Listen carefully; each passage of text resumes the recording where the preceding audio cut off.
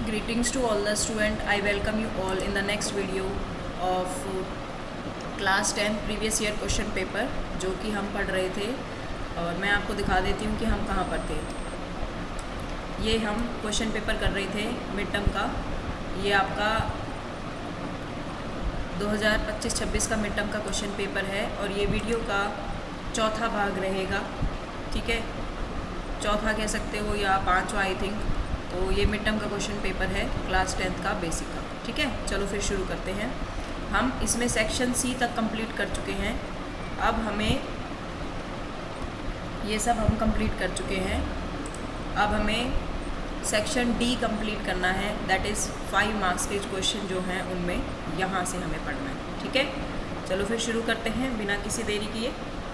Question है खंड day का द लिख लो या इंग्लिश में सेक्शन डी भी लिखा जाता है।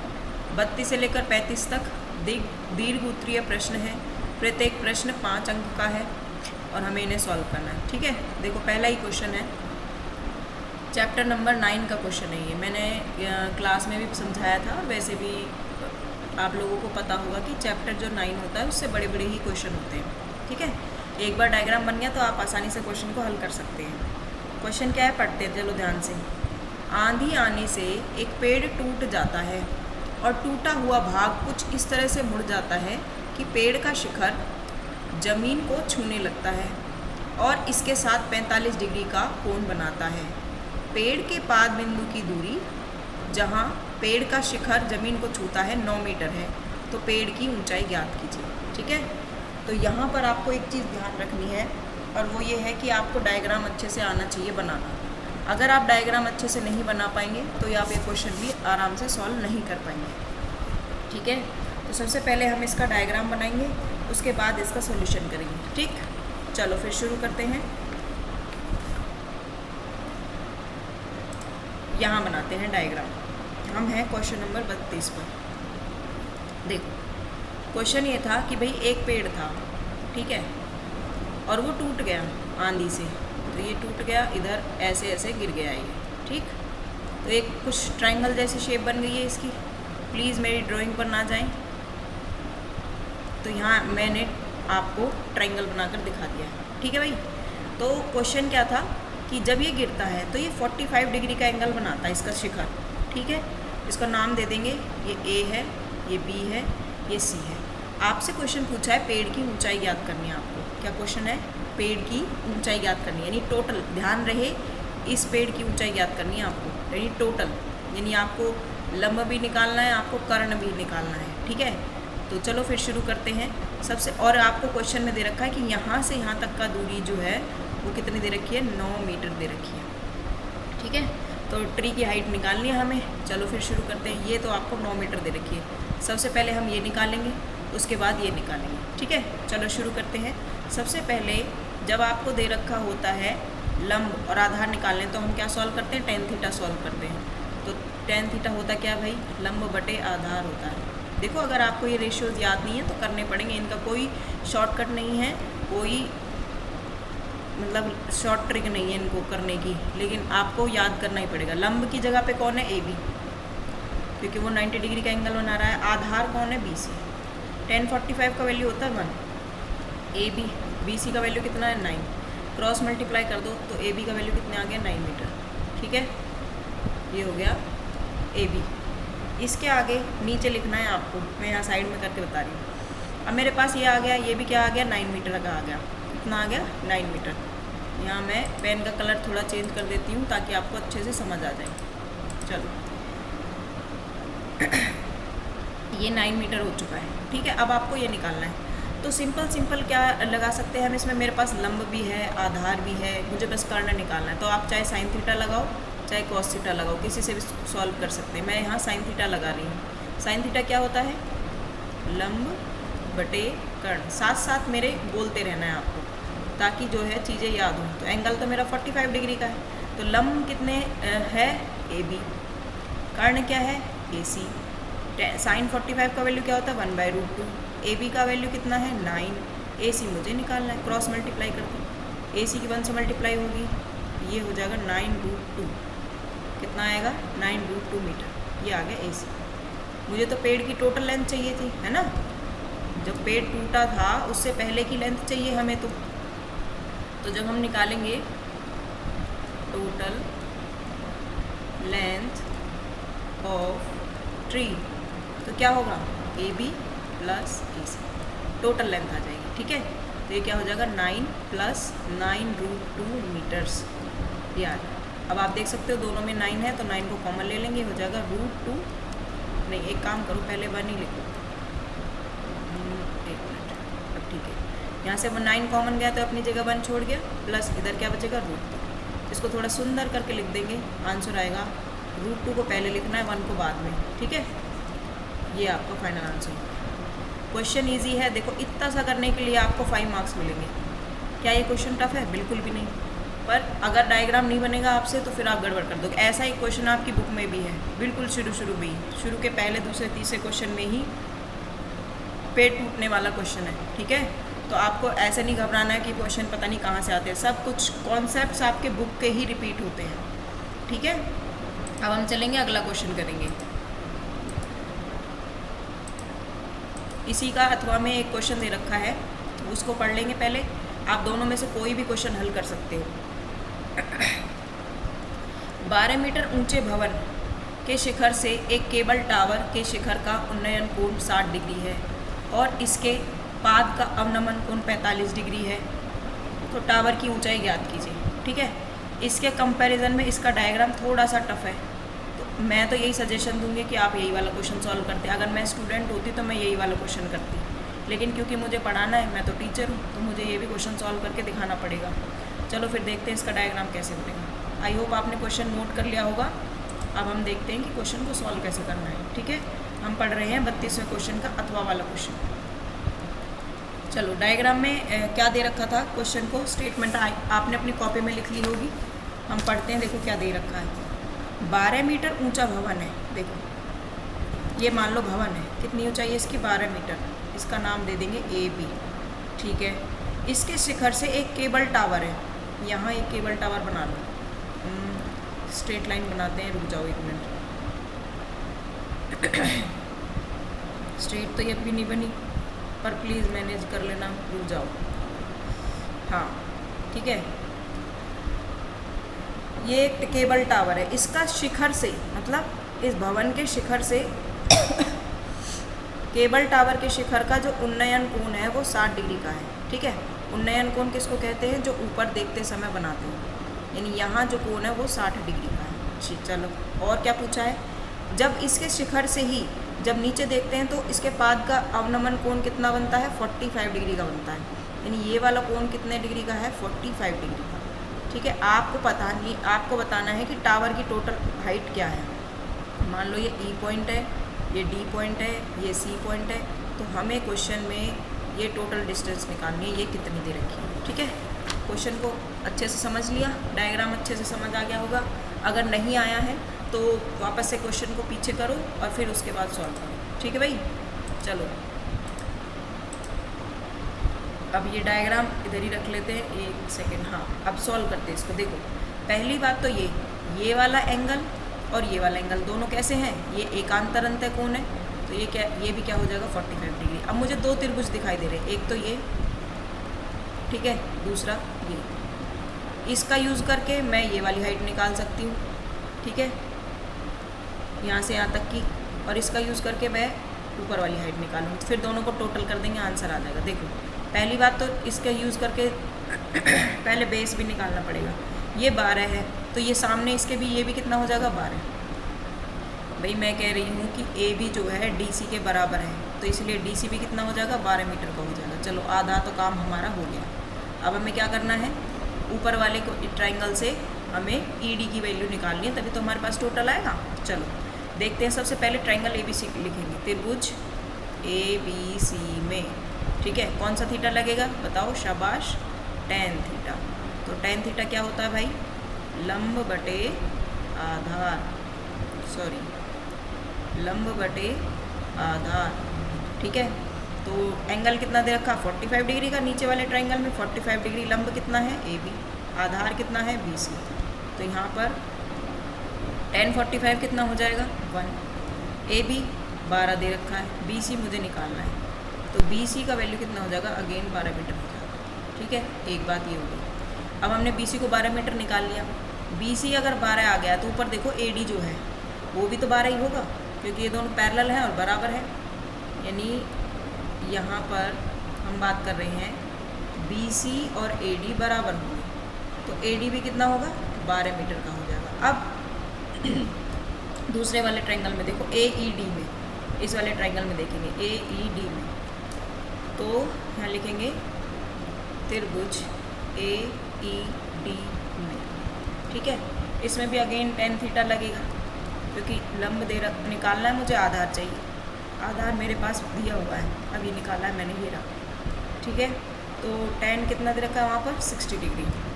लंब कितना है, ED, आधार कितना है, AD। tan 60 का वैल्यू क्या होता है, √3। ठीक है, ED मुझे तो फाइंड करना है, ये दे रखा है 12। ठीक, इसकी क्रॉस मल्टीप्लाई कर देंगे तो जो ED का वैल्यू है वो क्या हो जाएगा, 12√3 मीटर।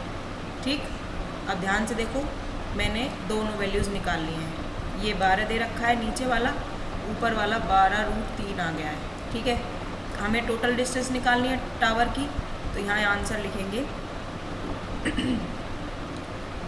टावर की ऊंचाई, तो टावर की ऊंचाई कितनी हो जाएगी, ED प्लस दूसरी वैल्यू क्या थी, DC। ठीक है, दोनों की वैल्यू को जोड़ देंगे, आंसर आ जाएगा। तो ED का मान कितना आएगा, कितना निकाला था हमने, 12√3 प्लस DC कितना था, 12। इसमें से 12 कॉमन ले लो, ये क्या हो जाएगा, √3 प्लस में 1 मीटर, यही आंसर होगा। ठीक है, तो क्वेश्चन टफ नहीं है, बस आपको डायग्राम बनाना आना चाहिए। अगर आपका डायग्राम बनाना आ गया आपको, तो फिर क्वेश्चन ये वाले आसान होते हैं चैप्टर 9 के। ठीक है बच्चे, चलो फिर अगला क्वेश्चन पढ़ते हैं और देखते हैं कि क्या है।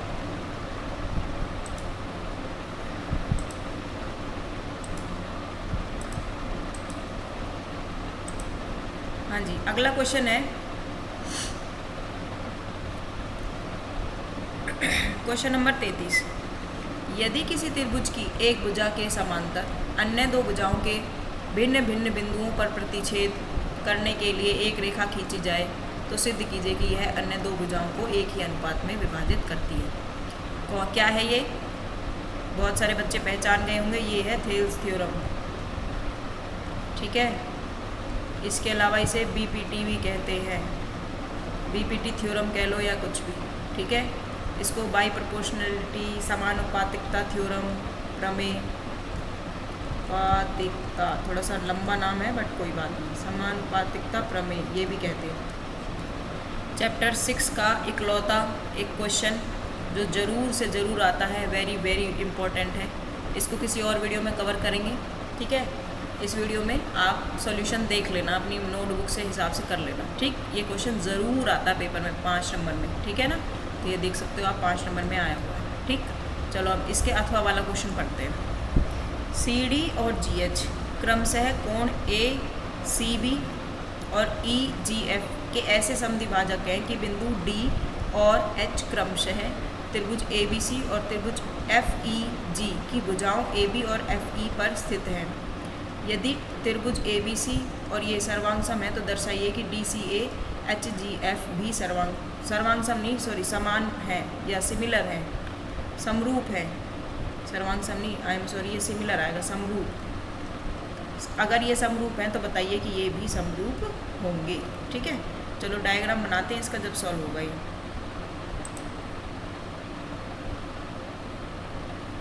क्वेश्चन नंबर 33 का अथवा वाला पार्ट हम यहाँ पर सॉल्व कर रहे हैं। ठीक है, तो देखो क्या लिखा हुआ था कि दो त्रिभुज हैं, कौन कौन, ABC और FEGH। दो त्रिभुज बना लो, ये हो गया त्रिभुज ABC। दूसरा त्रिभुज जैसा नाम दिया है बिल्कुल वैसा ही रखना है, अपनी मर्जी से नहीं बनाना। क्या है, FE और G।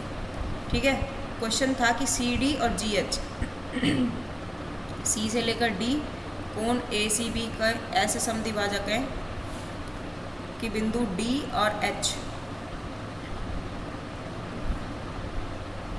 ए बी और इस, अच्छा ये इस तरीके से मिले हुए हैं भाई। यहाँ पर ये डी आ रहा है और ये है जी एच, कुछ इस तरीके से, ठीक है।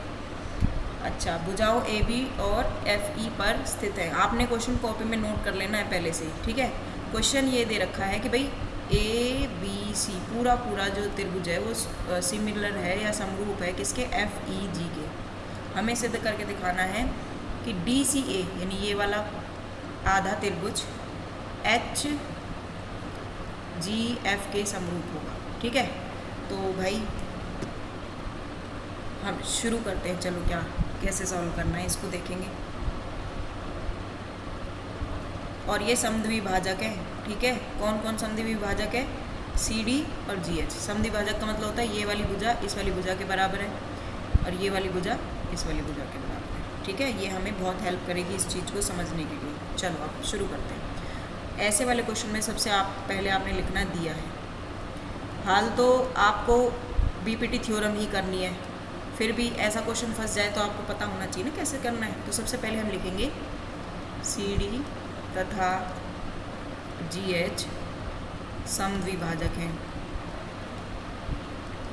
चलो जी, एक बात तो समझ आ गई कि ये समद्विभाजक है। अच्छा, और क्या दे रखा है कि त्रिभुज ए बी सी समरूप है किसके, त्रिभुज एफ ई जी के, ठीक है। अच्छा, ये समरूप है दोनों। अब हमें सिद्ध क्या करना है, हमें सिद्ध करना है, क्या सिद्ध करना है कि त्रिभुज डी सी ए समरूप होगा किसके, त्रिभुज एच जी एफ के, ठीक है। ये हमें सिद्ध करना है। तो चलो फिर उत्पत्ति शुरू करते हैं।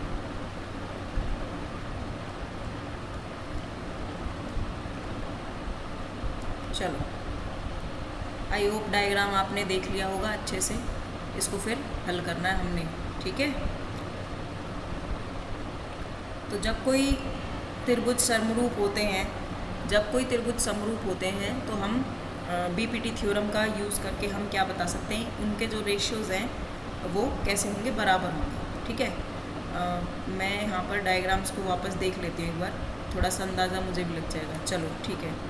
तो हम यहाँ क्या कह सकते हैं कि जो ए बी है उसका रेशो एफ ई के साथ बराबर होगा, ए सी का रेशो एफ जी के साथ बराबर होगा और बी सी का रेशो ई जी के साथ बराबर होगा, ठीक है।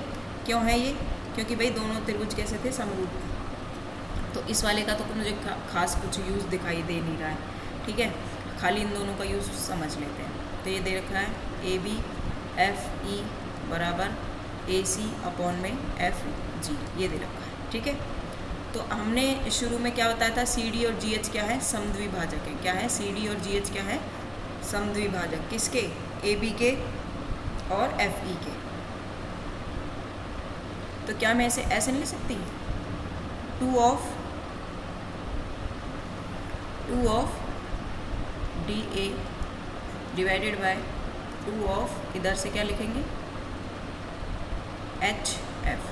ध्यान से देखो, फिर से देखो, मैं कह रही हूँ ये दोनों बराबर हैं, ये वाली दोनों आधा आधा बराबर है, ये इधर से भी इधर से भी। अगर ये बराबर है तो मैं इसे दो गुना करके नहीं सकती, ट्वाइस ऑफ डी ए और ट्वाइस ऑफ एच एफ, ठीक है।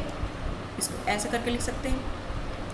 अच्छा, इधर से ये ए सी और एफ जी दोनों बराबर ही हैं, इससे ये कट जाएगा।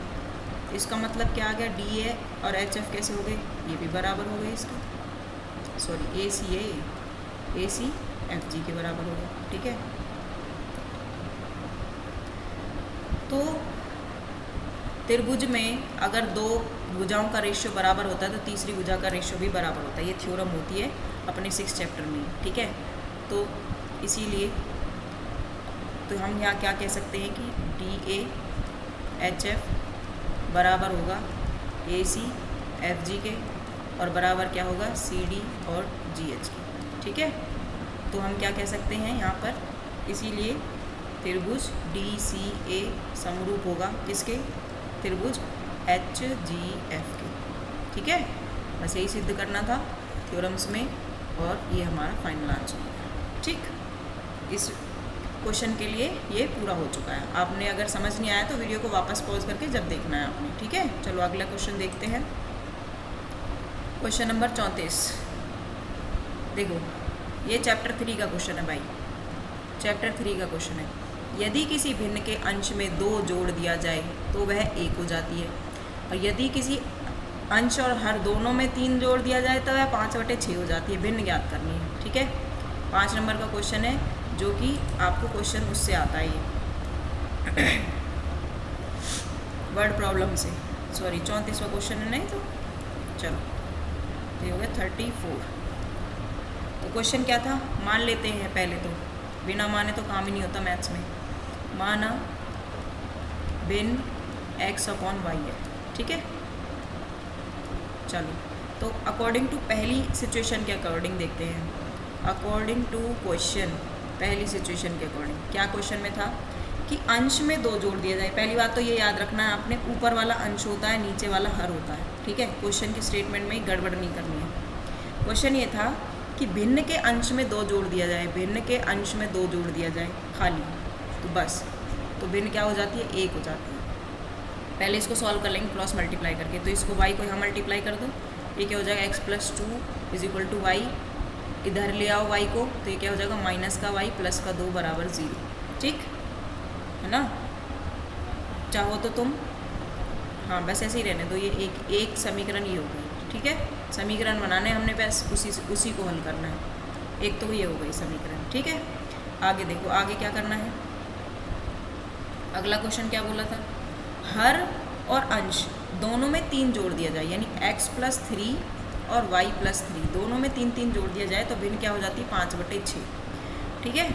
तो ये आपका क्रॉस मल्टीप्लाई कर दो इसको। जब आप इसको क्रॉस मल्टीप्लाई करोगे तो ये क्या आएगा, 6 की मल्टीप्लाई होगी x+3 से और 5 की मल्टीप्लाई होगी y+3 से। सॉल्व कर दो, 6x हो जाएगा ये, और 6 की मल्टीप्लाई 3 से करोगे तो 6 × 18, ये क्या हो जाएगा 5y, 5 × 3 क्या हो जाएगा 15। इधर ले आओ लेफ्ट में सबको, ये हो जाएगा 6x + 18 माइनस का 5y हो जाएगा, ये प्लस का 15 था, इधर आके माइनस का 15 हो जाएगा, ठीक है। ये हो जाएगा 6x - 5 प्लस के 18 में से माइनस का 15 घटाओगे तो प्लस का 3 बचेगा, ठीक। ये हो गई दूसरी समीकरण। अब इनको हल करेंगे। कौन से मेथड से हल करते हैं, मैंने सबसे इजी मेथड कौन सा बताया था, विलोपन विधि से हल करना है। कौन से मेथड से हल करोगे, विलोपन विधि से, ठीक है। तो चलो विलोपन विधि से हल करने के लिए आपको ऊपर 6 चाहिए समीकरण में, या फिर 5 चाहिए, तो हम पहले 6 से मल्टीप्लाई कर लेते हैं, तो घटा करने में आसानी होगी। या जमा करें, बताओ, घटाई करनी पड़ेगी। चलो लिखते हैं, समीकरण 1 को 6 से गुणा करने पर, ठीक है। जब आप 6 से गुणा करोगे तो हो जाएगा 6x माइनस के 6y, और यहाँ हो जाएगा 6 दूनी 12 = 0। नीचे वाले को एज इट इज़ लिख देंगे, दूसरा वाला समीकरण जो है, ठीक है। इसको क्या करनी है अब आपको, घटा। जब आप घटा करोगे तो 1 सेकेंड रुको, जब आप इनको घटा करोगे तो बेटा यहाँ पर मैं पेन चेंज कर लेती हूँ जिससे कि घटा करने में आसान रहे। इनके क्या हो जाएंगे, निशान बदल जाएंगे। ये हो जाएगा माइनस का, ये हो जाएगा प्लस का, ये क्या हो जाएगा माइनस का। ये दोनों कट जाएंगे, माइनस प्लस है। ये माइनस का 6y है और ये प्लस का 5y है। माइनस के 6y में से प्लस का 5y घटाओ। पहली बात तो अपोजिट निशान है तो इनकी सब्ट्रैक्शन होगी, और निशान किसका आएगा, जो बड़ा होगा। माइनस का 1y बचेगा, तो ये हो गया माइनस का 1y। 12 में से 3 के कितने बचेंगे, 9, प्लस का ये हो गया। तो ये -y 1 लिखो या मत लिखो, एक ही बात है। प्लस का 9 है, इधर जाएगा, कैसा 9 हो जाएगा, माइनस का। माइनस से माइनस कैंसिल, y का मान कितना आ जाएगा, 9, ठीक है। अब किसी भी एक समीकरण में y का मान रख देंगे और दूसरा हम निकाल लेंगे, ठीक है। 5 नंबर ऐसे ही नहीं मिलेंगे आपको, तो यहाँ लिखेंगे y का मान समीकरण 1 में रखने पर। अब याद हो नहीं चाहिए कौन सी समीकरण थी वो, आपने अपनी कॉपी में साथ साथ नोट करते जाना है। ये इसको मैं करेक्ट कर लेती हूँ। ये था +2 = 0, ये था पहला समीकरण। यहाँ y का वैल्यू 9 हो जाएगा, ये हो जाएगा +2 = 0। अपोजिट निशान है, घटा होगी, और निशान किसका आएगा जो बड़ा है, बड़ा कौन है 9, 9 का निशान क्या है माइनस, तो ये हो गया -7। एक्स का वैल्यू क्या आ जाएगा +7। ठीक है, तो आप आंसर में क्या लिखेंगे कि भिन्न क्या थी, भिन्न थी 7/9, क्योंकि एक्स का मान ऊपर वाला हमने भिन्न यही तो मानी थी x/y, तो आंसर क्या आएगा 7/9। ठीक है, ये आपका फाइनल आंसर होगा। आई होप आपको ये क्वेश्चन समझ आ गया होगा। अगर नहीं आया है तो वापस से बैक जाइए और वापस से क्वेश्चन को रीड कीजिए। और इस वीडियो का लास्ट क्वेश्चन जो कि है क्वेश्चन नंबर 35, इसको हम पढ़ेंगे। चलो क्वेश्चन रीड करते हैं। दर्शाइए कि बिंदु ये -2, -1, 0, 1, 2, -1 और 0, -3 एक वर्ग के शीर्ष हैं। किसके शीर्ष हैं, वर्ग के।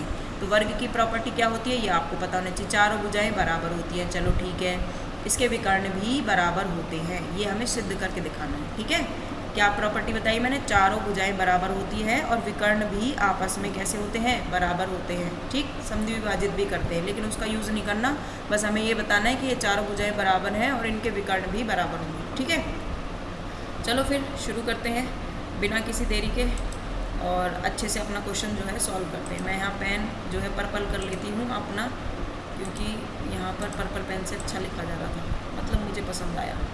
चलो भाई, हम पढ़ रहे हैं क्वेश्चन नंबर 35। तो आप देख सकते हैं 5 नंबर के हमने इतने सारे क्वेश्चन कर लिए, एक भी क्वेश्चन टफ नहीं है। आप बस वही है ना कि बच्चे करें तो सही मेहनत। ठीक है ना, तो सबसे पहले एक वर्ग बना लेते हैं। वर्ग मतलब हमें सिद्ध करना है, पर एक चतुर्भुज बना लेते हैं। ठीक है, ये चतुर्भुज मैंने बना लिया, इसका नाम दे दो A, B, C, D और सारे बिंदुओं को यहाँ लिख दो। पहला बिंदु क्या था, -2, -1। B बिंदु क्या था 0, 1। C बिंदु क्या था 2, -1 और D बिंदु क्या था 0, -1। इसको एक बात याद रखनी है हमेशा, जब भी बिंदु लिखोगे पहली बात तो वो सीक्वेंस में नाम लिखने हैं। ऐसा नहीं है A यहाँ लिख दिया, उसके बाद B यहाँ लिख दिया, C यहाँ लिख दिया, D नहीं, एक ही सीक्वेंस में नाम लिखने हैं। उसी सीक्वेंस में आपको सारे बिंदुओं को रखना है। अगर आपने उल्टा सीधा कर दिया तो ये क्वेश्चन बिल्कुल गलत हो जाएगा और आपसे होगा नहीं। फिर आप कहोगे कि मैडम आपने बताया था और ये हमसे तो हुआ ही नहीं। ठीक है, तो इसमें दूरी सूत्र का यूज़ होगा सबसे, ये चैप्टर 7 का क्वेश्चन है भाई। दूरी सूत्र का यूज़ होगा। सबसे पहले दूरी सूत्र मान लो क्या है, मान क्या लो, आपको पता होना चाहिए दूरी सूत्र क्या है। x2 - x1 की whole square plus y2 minus में y1 का होल स्क्वायर। ठीक है, सबसे पहले ए बी को मान लूँगी, तो यहाँ 1, 2 करके लिख लूँ मैं, आसानी रहेगी।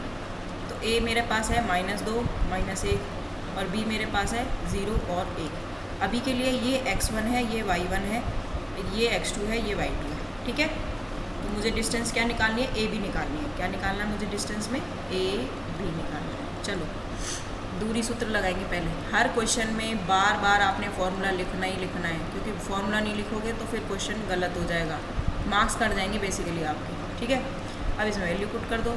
वैसे आसान है, कोई दिक्कत नहीं, फॉर्मूला बस पता होना चाहिए। x2 का वैल्यू कितना है 0, माइनस x1 का वैल्यू क्या है -2। ध्यान रखेंगे x1 का वैल्यू -2 है और ये फॉर्मूले वाला माइनस है, तो ये हो जाएगा स्क्वायर, प्लस y2 का वैल्यू कितना है 1 माइनस -1। ठीक है, स्क्वायर। y1 का वैल्यू -1, ये देखो यहाँ पर दोनों ही ये कैसे थे, माइनस के थे। अब इनको सॉल्व करेंगे जैसे नॉर्मल मैथ सॉल्व करते हैं, बिल्कुल वैसे ही। माइनस माइनस क्या हो जाएगा, प्लस, तो 0 + 2 का स्क्वायर हो जाएगा। ये इधर भी माइनस माइनस प्लस हो जाएगा, ये स्क्वायर हो जाएगा। चलो क्या हो जाएगा, 2 का स्क्वायर कितना होता है 4, ये कितना हो जाएगा 1 + 1 2 और 2 का स्क्वायर 4। तो आंसर क्या आएगा आपका √8। ठीक है, इसको इतना ही छोड़ दो, ये इतना यूनिट्स हो गया या इकाई हो गया। अब अगले पार्ट में क्या निकालना है, ऐसे सारी भुजाएं निकालनी है आपने। अब हमने ए भी निकाल लिया, कितना आया है हमारा √8। अगर ये वर्ग है तो सबका वैल्यू क्या आना चाहिए, √8 आना चाहिए। ये हमें सॉल्व करके देखना पड़ेगा। ठीक है, चलो अब BC निकालेंगे ऐसे ही, फिर CD निकालेंगे, फिर DA निकालेंगे, फिर सॉल्व करेंगे। चलो सेकेंड पार्ट में हम निकालना है BC। तो B का वैल्यू क्या था 0, 1। C का वैल्यू क्या है 2, -1। अब अच्छे से जैसे पहले माना था ऐसे मान लेंगे, ये x1 y1 है, ये x2 y2 है। ऐसे लिख लेंगे तो कभी भी गलती नहीं होगी। हमें BC निकालना है या दूरी सूत्र लिखना है आपको, क्योंकि टीचर को पता होना चाहिए कि बच्चे को पता है कि वो दूरी सूत्र जानता है। x2 का वैल्यू रखो 2, x1 का वैल्यू क्या है 0, प्लस y2 का वैल्यू क्या है -1, y1 का वैल्यू क्या है 1 स्क्वायर। ये वाला माइनस जो है वो फॉर्मूले का माइनस है, ठीक है। y1 का वैल्यू 1 है, यहाँ पर देख लो आज आराम से। प्लस माइनस की जहाँ गड़बड़ कर दोगे वहीं क्वेश्चन गलत हो जाएगा। तो 2 में से 0 घटाओगे तो 2 ही बचेगा, और 2 का स्क्वायर क्या होता है 4। -1 होता है -2 का स्क्वायर, ठीक है। तो ये हो जाएगा 4, -2 का स्क्वायर भी क्या होता है 4, तो ये भी कितना आ गया √8 इकाई। चलो कुछ 2 तो चीज़ें बराबर आ गई। अब हम तीसरा सॉल्व करते हैं। तीसरा क्या बचेगा CD। तीसरे नंबर पे कौन आ गया CD निकालना है। तो पहले C का वैल्यू लिखो, क्या है 2, -1। D का वैल्यू लिखो 0, -3। ये हो गया x1, ये हो गया y1, ये हो गया x2, ये हो गया y2, ठीक है। तो अब हमें CD निकालना है। ये रूट हो जाएगा x2 - x1 का स्क्वायर प्लस y2 माइनस में y1 का स्क्वायर। अगेन ऐसे ही बिल्कुल मतलब जैसे दे रखा है ना वैसे ही करते जाना है। मैं अपनी तरफ से बेस्ट कोशिश करती हूँ कि आपको अच्छे से समझाया जाए। फिर भी आपको अगर समझ नहीं आता तो वीडियो को वापस करके आपने देख लेना है, ठीक है। ये हो जाएगा -2 का स्क्वायर प्लस, देखो ये -3 है, ये दोनों माइनस माइनस मिलके क्या हो जाएंगे +1 का स्क्वायर। -2 का स्क्वायर तो क्या हो जाएगा 4, और -3 में से 1 घटाएंगे तो -2 स्क्वायर बचेगा। ये क्या बचेगा 4, अगेन 4, क्या हो गया ये भी √8 यूनिट्स आ गया। यूनिट्स का मतलब है इकाई, ठीक है। अब लास्ट बच गया है DA। चौथे नंबर पे क्या आ गया है DA। D का वैल्यू सीक्वेंस में चलना है, कोई भी इसे AD नहीं लिखेगा, गलत हो जाएगा, ठीक है। DA निकालना है। तो D का वैल्यू क्या है 0 -3, और A का वैल्यू क्या है 2 -1, ठीक है। ये आपने अपनी कॉपी में डायग्राम बना लेना है। तो ये हो जाएगा x2 - x1 का स्क्वायर। और प्लीज़ चैनल को सब्सक्राइब कर दिया करो, बेल आइकन को प्ले कर लिया करो, ऑन कर लिया करो, मतलब कि आपको जो है सारी नोटिफिकेशंस मिलते रहें, मुझे भी थोड़ा सा मोटिवेशन मिले कि काम करना है बच्चों के लिए। तो x2 का वैल्यू हो गया -2, और ये हो गया 0 का स्क्वायर प्लस y2 का वैल्यू क्या है -1, इसका वैल्यू क्या है माइनस इसका स्क्वायर, ठीक है। y1 का वैल्यू देखो -3 था, तो ये फॉर्मूले वाला माइनस है, और ये -y1 का है, ठीक है। 2 माइनस आएंगे। इस चीज़ में बच्चे बहुत कंफ्यूज रहते हैं, तो मैंने आपको अच्छे से समझा दिया। तो ये हो जाएगा -2 का स्क्वायर प्लस -1 माइनस ये वाला माइनस मल्टीप्लाई होकर प्लस हो जाएगा, ये हो गया स्क्वायर। -2 का स्क्वायर कितना होता है 4, 3 में से 1 गया स्क्वायर क्या बचेगा 2, 2 का स्क्वायर कितना होता है 4, 4 + 4 √8। अभी तक हमें ये पता लग गया कि इसकी जो चारों भुजाएं थी, ठीक है, ये देखो चारों जो भुजाएं हैं ये भी √8 आ गई, ये भी √8 आ गई, ये भी √8 आ गई। वर्क की डेफिनेशन ये होती है कि चारों भुजाएं बराबर होती है, ठीक है। लेकिन सिर्फ यही नहीं छोड़ सकते, चारों भुजाएं तो समचतुर्भुज की भी बराबर होती है। समचतुर्भुज जानते हो ना, रोम्बस जिसको कहते हैं, उसकी भी बराबर होती है। उसमें डिफरेंस क्या है, वर्ग और इसमें डिफरेंस क्या है कि इसके वर्ग के विकर्ण बराबर होते हैं, लेकिन समचतुर्भुज में विकर्ण बराबर नहीं होते। इसीलिए मुझे इसके विकर्ण भी चेक करने पड़ेंगे, ठीक है। चलो, तो विकर्ण चेक करने के लिए विकर्ण कौन कौन बनेगा एक बार वापस देखो। A से C बनेगा, मैं यहाँ पर पेन चेंज कर लेती हूँ ताकि तुम्हें कन्फ्यूजन ना रहे। चलो देखो, A से C विकर्ण बनेगा, अरे तो हुआ ही नहीं, 1 सेकेंड, अरे भैया चेंज हो जाओ, मेरे बच्चे वेट कर रहे हैं। चलो, A से C आपका विकर्ण हो गया, एक तो ये विकर्ण है, और दूसरा विकर्ण कौन है B से D, ठीक है। चलो अब ऐसे ही करना है, दूरी सूत्री लगेगा इसमें भी, और कुछ नहीं करना। यहाँ पर सबसे अब हम 4 तो निकाल लिया, 5वें नंबर पे हमें क्या निकालना है AC निकालना है। तो पहले A का वैल्यू लिख लो -2 -1, और C क्या है 2, -1। इसको मान लो ये x1 है, ये y1 है, इसको मान लो ये x2 है, ये y2 है, ठीक है। तो AC क्या हो जाएगा, फॉर्मूला लगाओ दूरी सूत्र। अब तक तो याद हो गया होगा, ठीक है। ऐसे ही याद होता है बार बार लिख कर, हमने भी कोई पैदाइशी नहीं सीखे थे, आप बार बार याद करते रहे तो होता क्या। ये हो जाएगा 2, x2 का वैल्यू माइनस फॉर्मूले वाला, और x1 का वैल्यू है -2 और उसका स्क्वायर, ठीक है, प्लस y2 का वैल्यू है -1, और y1 का वैल्यू क्या है, अगेन -1 उसका स्क्वायर। ये ब्रैकेट जो है वो -1 के लिए यूज़ हुआ है और ये फॉर्मूले वाला ब्रैकेट है, ठीक है। छोटी छोटी बातें हैं, ये बच्चे सीख नहीं पाते इसलिए मैथ से डरते हैं, लेकिन मैथ्स तो ईजी होती है मुझे लगता है।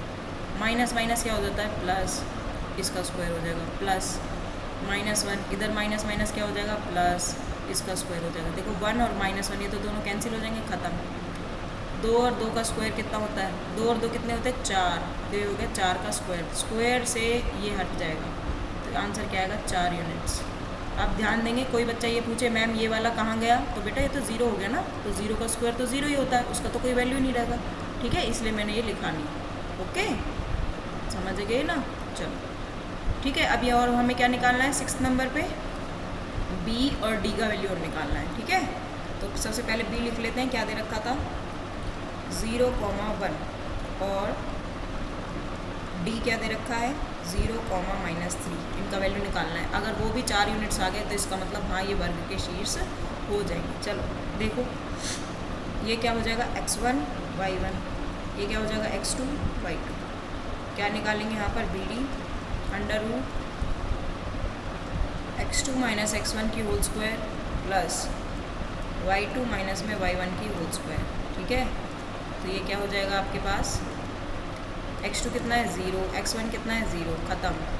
अच्छा y2 कितना है -3, y1 क्या है 1, तो ये तो फॉर्मूले का माइनस हो गया और 1 y का वैल्यू था, ठीक है। तो ये 0 0 वाला तो पूरा ही ख़त्म हो जाएगा। ये क्या बचेगा -1 और माइनस इसके हो जाएगा -4 का स्क्वायर, -4। अभी स्क्वायर से मत काट देना, पहले रूट बनाओ इसका 16, क्योंकि दूरी जो है माइनस में आ जाएगी, फिर हमारा गलत हो जाएगा। तो ये कितना हो जाएगा 4 यूनिट्स। तुम चाहो तो ऊपर भी ऐसे ही कर सकते हो, जो यहाँ मैंने ये पहले इसका स्क्वायर से इसको काट दिया था, पहले इसको 16 लिख लो, देखो ऐसे लिखो, ये √16 और जब सॉल्व करेंगे तो 4 यूनिट्स है, ठीक है। तो हमने देखा, हमने क्या कंक्लूज़न निकाला कि भाई ए बी बराबर है बी सी के, बराबर है सी डी के, बराबर है डी ए के। पहली बात तो ये, ठीक है। दूसरी बात हमने देखा कि ए सी जो है वो बी डी के बराबर है, यानी विकर्ण भी आपस में बराबर है और भुजाएं भी आपस में बराबर है। तो यहाँ पे एक लाइन लिखी जाएगी, अतः ये एक वर्ग के शीर्ष, ठीक है। ये आपका फाइनल आंसर होगा। तो इस वीडियो में इतना ही। अब अगले वीडियो में हम केस स्टडी के क्वेश्चन सॉल्व करेंगे। Thank you so much. आप चैनल को सब्सक्राइब कर दो और अपने दोस्तों के साथ शेयर कर दो। कोई बात आपको जो समझ नहीं आई हो तो वीडियो को वापस से पॉज करना, देखना, ज़रूर डेफिनेटली समझ आ जाएगा। और किसी एक वीडियो में आपको बीपीटी थ्योरम अलग से मैं पढ़ाऊँगी, ठीक है। और क्या बच गया, ज़रूर से ज़रूर मेरी वीडियो को देखा करो, ताकि तुम्हें जो है आगे के लिए क्वेश्चंस को सॉल्व करने का, पेपर में कैसे क्वेश्चन आते हैं ये आपको आइडिया लगे, ठीक है। इसलिए मैं क्वेश्चन पेपर से आपको पढ़ाती हूँ। तो इस वीडियो में इतना ही, मिलेंगे नेक्स्ट वीडियो में। तब तक के लिए स्टे ट्यून। Thank you.